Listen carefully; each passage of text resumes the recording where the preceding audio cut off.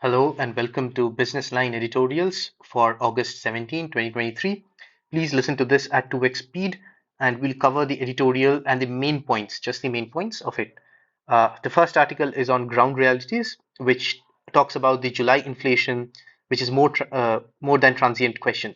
The main point is that last year we had high inflation. This year also we are having high inflation. So the base is pretty high, and that's what the author is sort of talking about. July retail inflation highlights were that retail inflation for July is driven mostly by food prices. Inflation rate is at 7.44%, and that is the highest since April 22. The current high inflation is partly due to high base from the previous year, which was 6.7 in the same month of last year. The Monetary Committee Policy Committee, which is MPC, projection for Q2 and the entire fiscal year could be surpassed. To achieve the projected Q2 inflation of 6.2%, August and September needs to have an average inflation reading of 5.6%.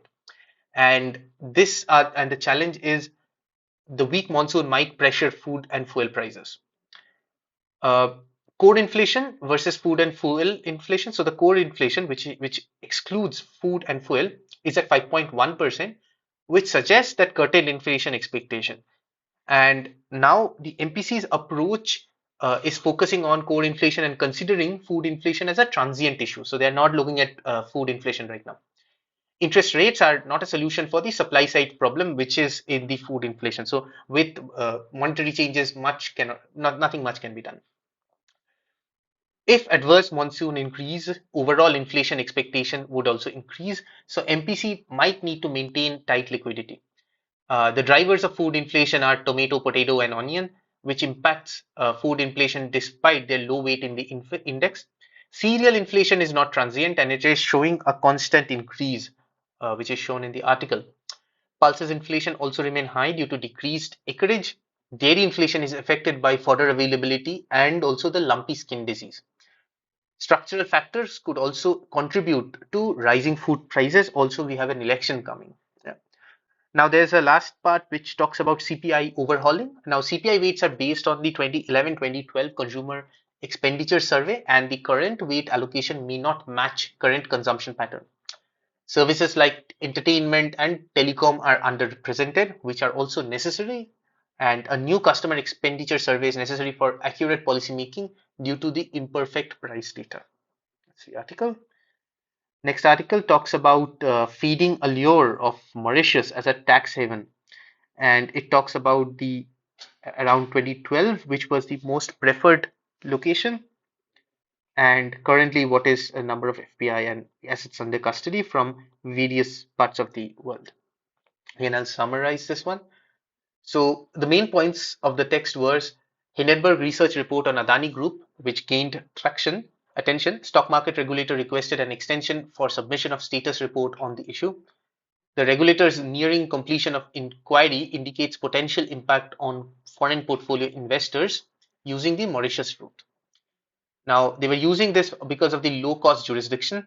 Domestic money has historically entered Indian stock market disguised as FPI money through this low-cost jurisdiction like Mauritius, Luxembourg, and Singapore. Hindenburg report highlighted that these practices are still in use. Now, Mauritius Cell Company entities, this report identified around 38 Mauritius cell companies entitled entities controlled by Vinod Adani or associates, and many of these entities lacked an operational side, no employee, and also online presence.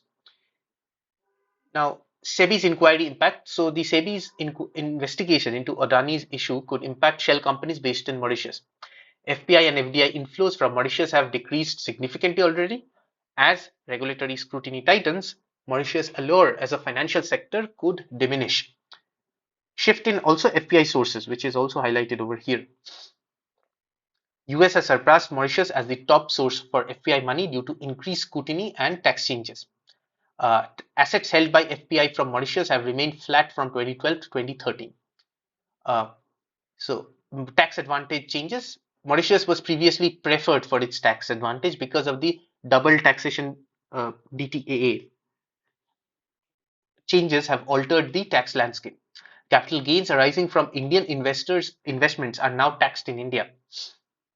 The US influence on FPI flows. US has become a lending leading source of FPI money due to its easy money policy during the pandemic. Increased funds in the US have been invested in high growth emerging economies like India. And the impact of Hindenburg report Hindenburg report revelation likely to further the reduce of FPI flows into from Mauritius. The report highlights lapses in rules in Mauritius that enable dubious financial practice.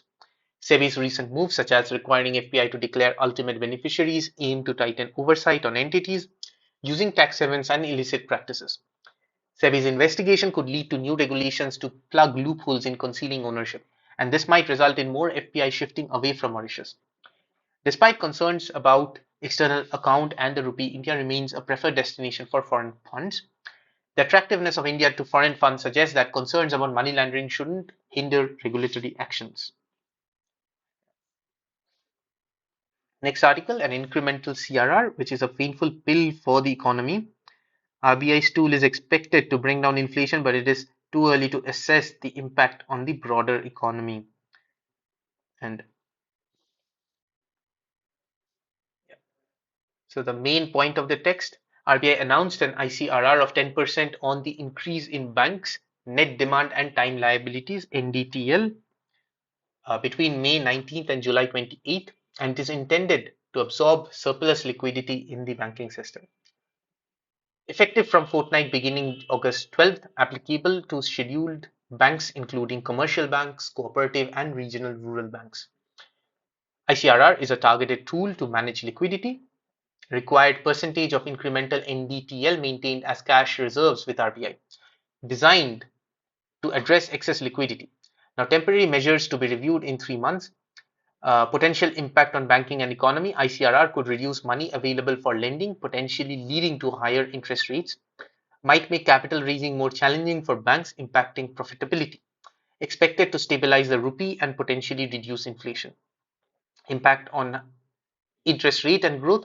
Higher interest rates due to reduced lending capacity might slow down borrowing and growth. Higher rates could also help control inflation. Rupee strengthening due to ICRR might make imports cheaper and control inflation, but impact export sector and growth.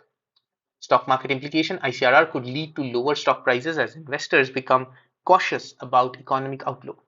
Now, if ICRR reduces inflation and stabilizes the rupee, stock prices may improve in the longer run. Uncertainty of impact. Uncertain impact on economic indicators and exchange rate now depends on the ICRR's effect on liquidity, business and consumer relations, reactions to higher rate and global economic condition.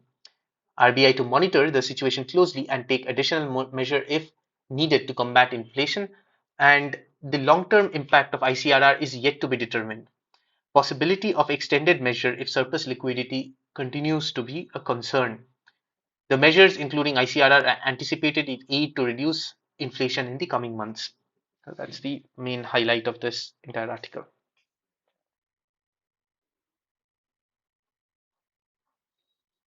Now, the next article is freebies. Uh, the positive sides of freebies, which is the safety net, and if not the government spending on food distribution and in National Rural Employment Guarantee Scheme, the poor would have been worse off. That's the main background of it. If we were to move away from this culture of freebies and subsidies, there needs to be need to create more jobs, which can be done only in the private sector. And there's a fantastic article explaining all of those in details. The main points are poverty has various definitions, including World Bank's threshold of earning less than $1.90 a day. Earlier definitions were based on calorie consumption, translated into monetary terms, and critics argue that poverty should consider not just food but also basic needs and education.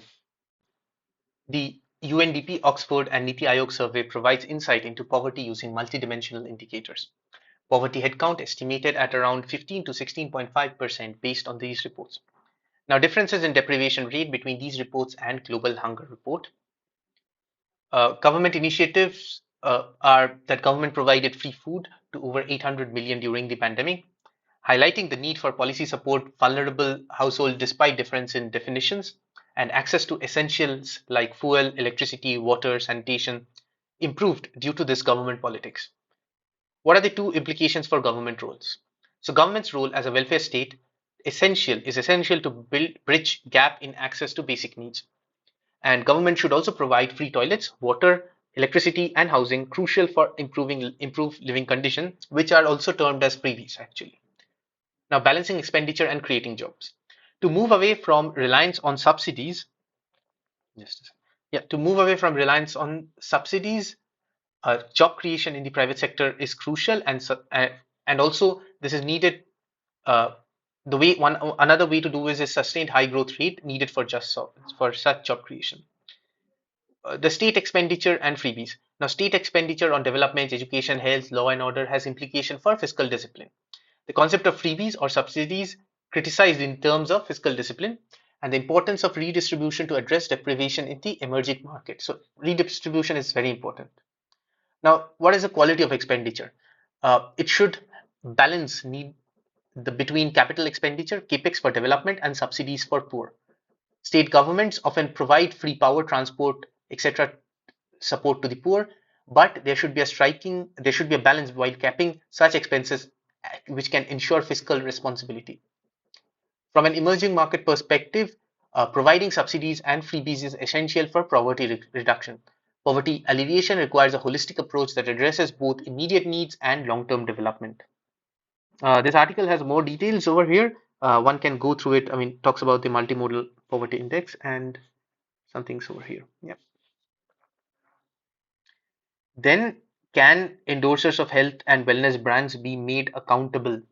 So, celebrity branding and misleading claims. Celebrity branding is a popular way to attract customers. However, claims made by celebrities for products can be misleading, especially in health, wellness, and financial sectors. What are the government's guidelines for health and wellness sectors? Health and wellness celebrities. So the union government issued guidelines for health and wellness celebrities, influencers, and virtual influencers. These individuals need to provide specific certification when endorsing products on public platform.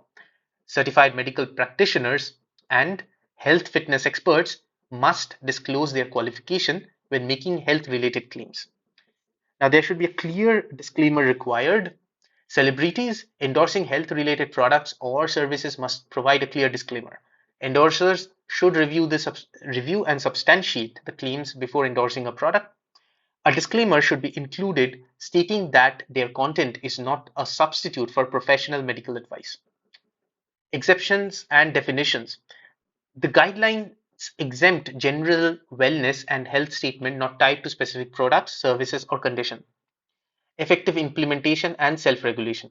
While the guidelines are needed, their effectiveness depends on implementation.